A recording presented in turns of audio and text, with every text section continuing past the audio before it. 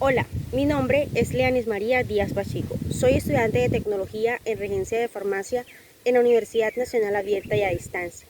Hoy vengo a hablarle acerca de la estructura de la membrana celular y su transporte. Como podemos observar, encontramos que en la estructura de la membrana celular encontramos un canal proteico.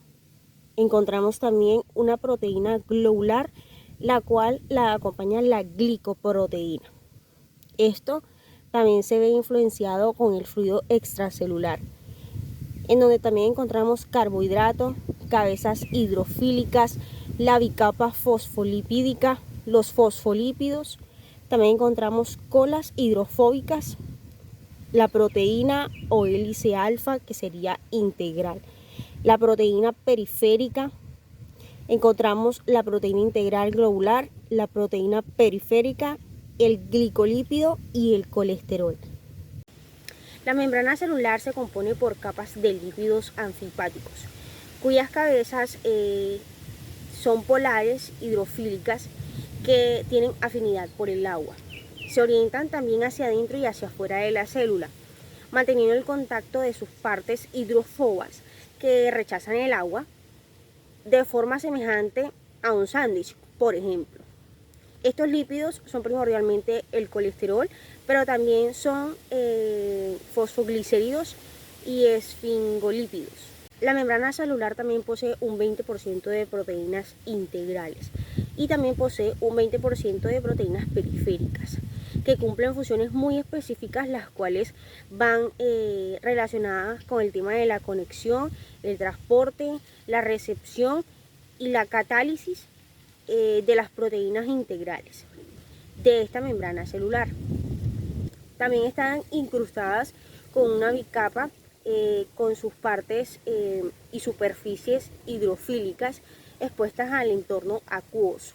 También encontramos algo que son las proteínas transmembrana. Estas proteínas integrales son las que atraviesan completamente el espesor de la membrana. Las proteínas periféricas encontramos que la membrana las asocia con la superficie de la bicapa. Las proteínas normalmente se unen en regiones expuestas de proteínas integrales y se separan con facilidad sin perturbar la estructura de la membrana. Por último, también encontramos que la membrana posee componentes glúcidos, que son los azúcares, ya sean polisacáridos u oligosacáridos, que se hallan en la parte exterior de la membrana formando un glucocálix. Estos azúcares representan el 8% del peso seco de la membrana y sirven como material de soporte, como identificadores de la comunicación intercelular y como protección de la superficie de la célula de agresiones mecánicas y químicas. Después de explicado la estructura de la membrana celular, daré paso a explicarles el transporte por el cual pasa la membrana celular. En el transporte de la membrana encontramos que surgen dos tipos de transporte: el transporte activo y el transporte pasivo. Muchos iones y pequeñas partículas se mueven a través de las membranas biológicas por el transporte pasivo, que esto significa que es sin gasto de energía. Y el transporte activo significa que contiene un gasto de energía.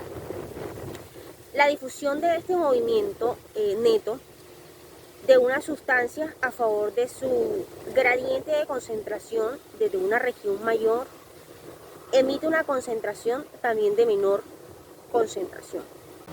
Encontramos también que en el transporte pasivo a través de la bicapa lipídica se denomina difusión simple.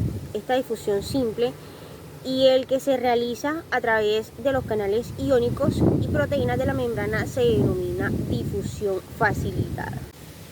En el transporte activo, la célula gasta una serie de energías metabólicas, con lo cual requiere para poder mover los iones o moléculas a través de una membrana contra un gradiente de concentración. En este medio del transporte también encontramos que está un transporte activo primario. ¿Qué es el transporte activo primario? Es ese que también es llamado activo directo, que utiliza energía metabólica en forma directa para transportar moléculas a través de la membrana, como por ejemplo una bomba de sodio potásico que utiliza ATP para bombear iones de sodio fuera de la célula y iones de potasio dentro de la célula. Para terminar encontramos algo que se llama el cotransporte, que también es llamado activo indirecto. El activo indirecto son dos solutos los cuales son trasladados al mismo tiempo. Una bomba de ATP accionada mantiene un gradiente de concentración. Entonces, una proteína transportadora transporta dos solutos. Se traslada a un soluto bajo su gradiente de concentración y utiliza la energía liberada para mover el otro soluto en contra de su gradiente de concentración. Fue un gusto para mí poder darles esta explicación. Espero haber aclarado cada una de sus dudas y haber sido muy acertada respecto al tema de la estructura de la membrana celular y su transporte. Gracias.